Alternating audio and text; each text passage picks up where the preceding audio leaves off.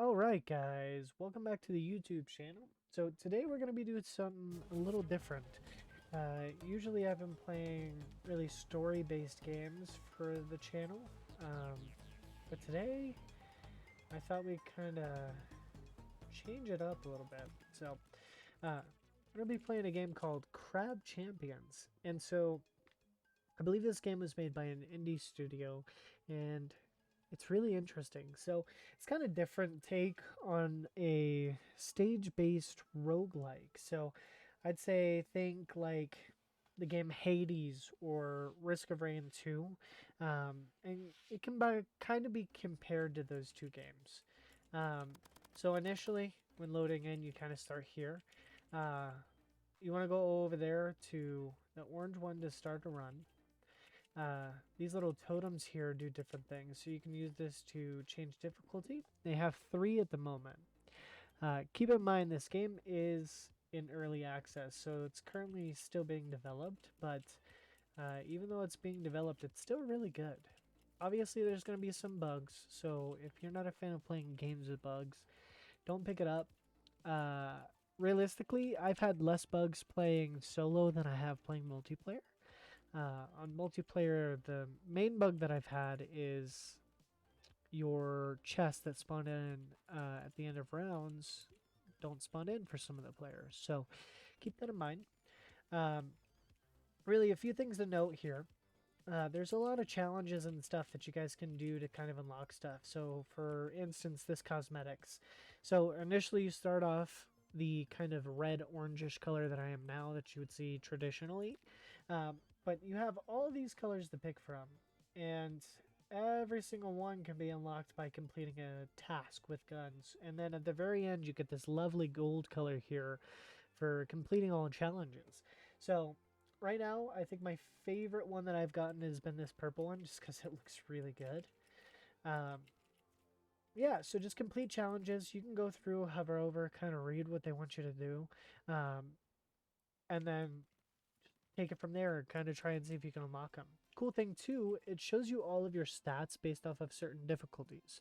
So like right now, I have normal difficulty on, so it's showing that in 3 attempts I've had a total of 1 wins, and I've reached island 30, which is the highest island that you need to reach to get a win. Every 10 stages, you get a key. Looks like this. With the keys, you want to come here when you have 3 to unlock a new weapon. The weapons that you unlock are randomized, but you can see all the options for weapons here that you guys have. So it's kind of a lot of options here. And one of my favorite things that they did was they're showing you the roadmap of what they expect to get done while the game is in early access. And I really appreciate this as a player, just kind of seeing um, the developers inform us of what's happening. So I think that makes me appreciate the game a little bit more. But just for fun, we're going to use the blade launcher here. We're going to go back in and we're going to continue our run from where we left off. So this is the second biome. Once you do 10 stages and beat the boss from the 10th stage, then you move on to a new biome. And the same thing goes for when you beat stage 20, you move on to a new biome. And then when you beat stage 30, that is the final boss of your run, which is really interesting. Um, as you can see, you just kind of run around, you use movement to your advantage, try not to get hit, kill enemies, and then you get chests at the end of every round. And essentially it gives you an option between 3 upgrades. Sometimes the upgrades are dependent on what portal you enter at the end of each stage. So for this one, we entered a damage portal, and it's giving me 3 options for abilities that are going to increase my damage. So I'm going to pick this one. Shots bounce around and deal more damage after each bounce, just because it kind of gives my bullets more effectiveness in more of an area. Now this is a good example. You have 2 different options for portals here. So you get a luck chest, which generally gives items that affect your luck during the run, which can be really good. It just depends on what you get.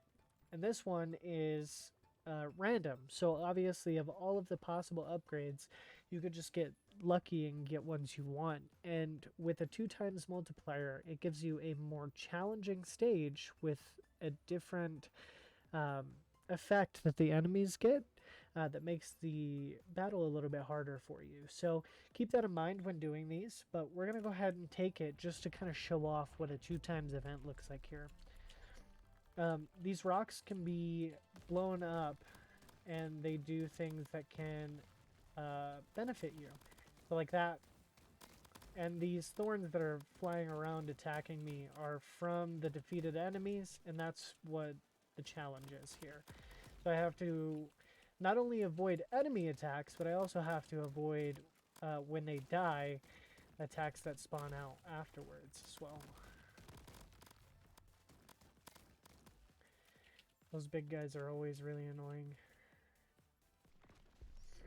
Cool. So we got a win there. Cool. And so now we have an elemental effect that we can pick. We have a way to gain additional crystals, which is a currency we can use in a shop. I'll show you guys when we get there. We have another damage mod. We have another damage mod here. We have health regenerate over time while on an active island. So we're going to go ahead and take that one there because obviously we're a little low on health. So the more health we can regenerate, the better. And they don't just give you health for free in this game. So spike chests have a chance to give you a higher rarity item. But you have to pay 33% of your max health to obtain it. So if you don't have 33% of your health to spend, then you can't open the chest. So sometimes if you pick this on accident, it could be a waste of a stage of an item. But the cool thing is instead of arena, we got a horde here. So we just have to survive. We don't actually have to kill any enemies. We just have to do our best to not die. But here we're going to go ahead and go with the speed chest because I obviously don't have enough health to purchase the other one. So we're going to try and avoid being hit here just so that way we can regen our life a little bit. Run away. Like I said, you see the counter on the side counting down, letting me know I have to survive the spawn of 33 more enemies.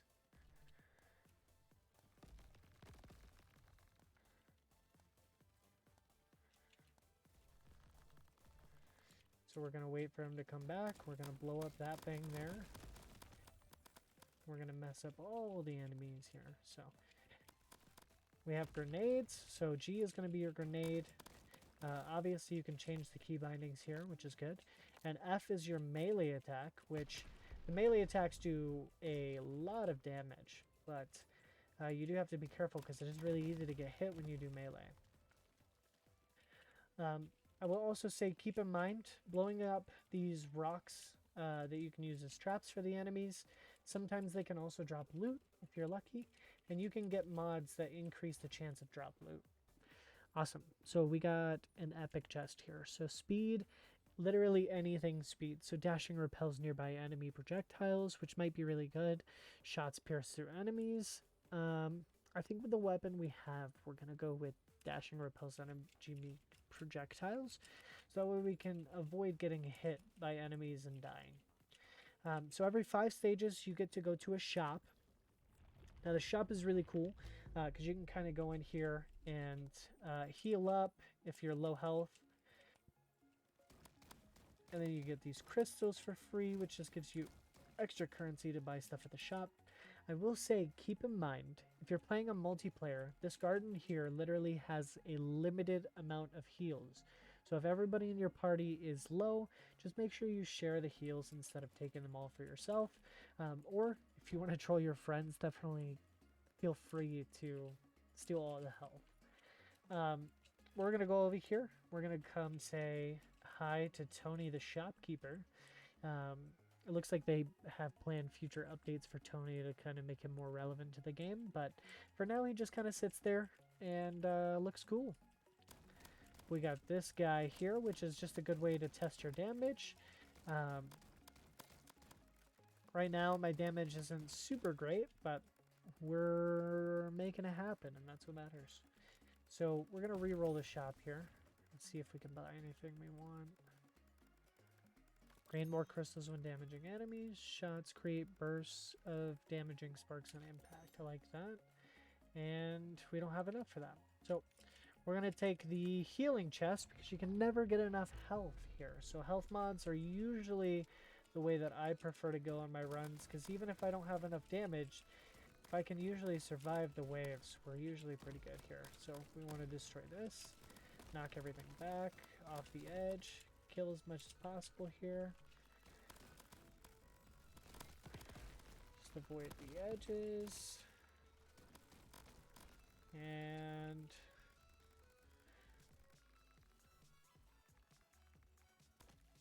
we got super lucky there. You don't die if you fall off, you just take fall damage.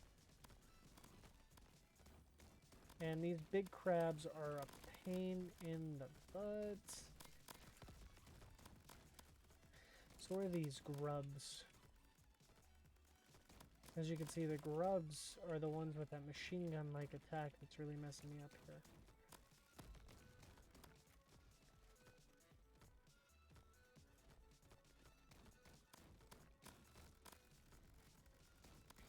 So really here, you just kind of want to stay as mobile as possible and not get hit.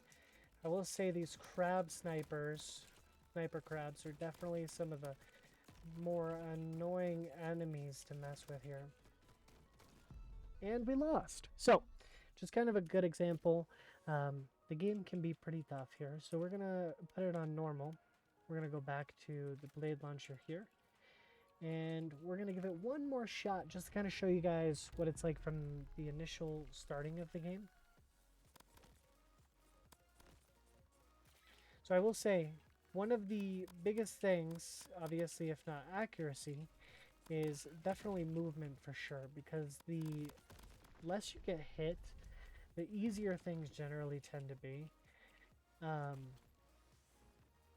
And yeah, so this will also be a good opportunity for me to show you some of the additional options for stages. So we have this really fun one here called parkour. I like this one. It's really easy to mess up and actually not get anything from it.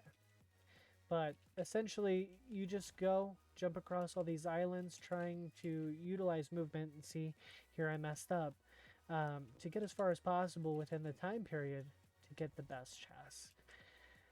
And now with the chest here, it guarantees an epic item, so obviously it can be pretty detrimental to a run, especially early on if you get it kind of early here like I did. See, I dashed too early and then I don't have enough boost to get me through this, but we should still be able to get through this. If not, at the end, we at least just want to make it to the end here just to kind of show you guys, but if you don't make it to the end, it's fine. You still get an item at the end, I believe.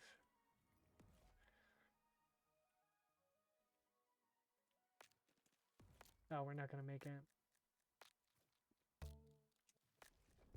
So we didn't make it, but just to kind of show a good example, it is pretty difficult because if you mess up 1 or 2 times, you can pretty much really mess up a run, or at least get a worse item than you really had the opportunity of getting, which can be pretty crappy.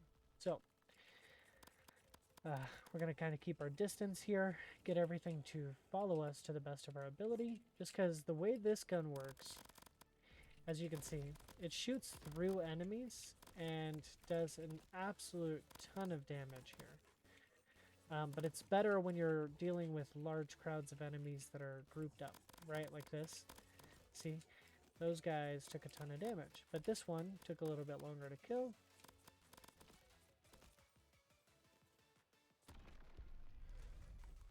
Nice. Ooh. We'll take the free crystals just because why not? We're coming up here on a shop, but it's usually every 4th round is going to be one of the ones that's a horde. So it's usually pretty predictable on what rounds are going to have the capability for just trying to survive. So if you can at least make it to this point in a run, usually you're pretty set if you don't get hit on these stages.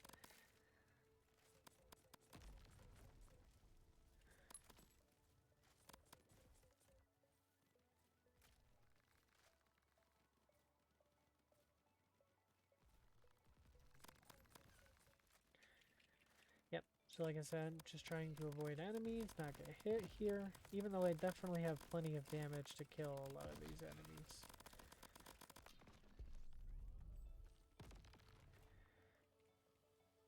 And we chose Elemental here, so we get to look and see. Ignite nearby enemies when breaking armor. That seems alright. Shots freeze enemies. We'll do shots poison enemies. Because we do a lot of AoE damage already. So we're just going to try and build up that over time damage here.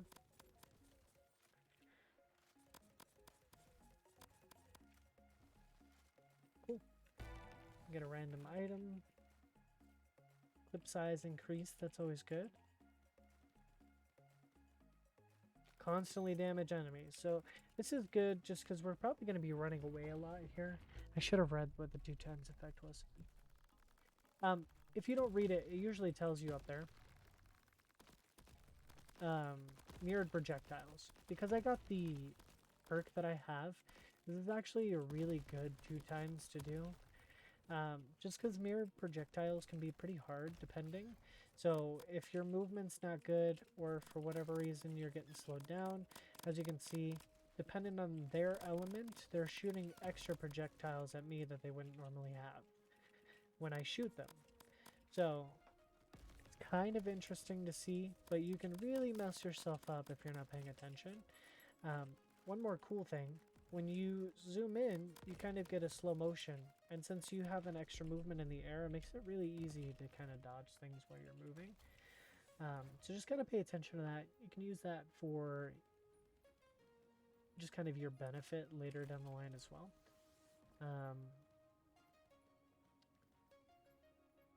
Shots deal more damage but are heavier. We'll take that.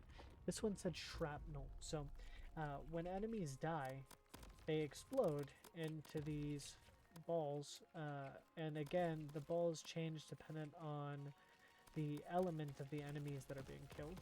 So like if I killed a shock enemy, it would do additional shock damage, which kind of sucks because the elemental ones definitely do way more damage than the regular ones. Oh, we might die here. Yeah, so just kind of giving a brief explanation of the game. This is, again, a game in early access, so if you have any bugs or anything like that, it makes sense. But the game is only $10, and it's a really great experience when playing with friends. So I definitely recommend just giving it a try if you don't mind having a few bugs here and there, or just trying something new. But I appreciate you guys for tuning in. Y'all have a great day. Bye.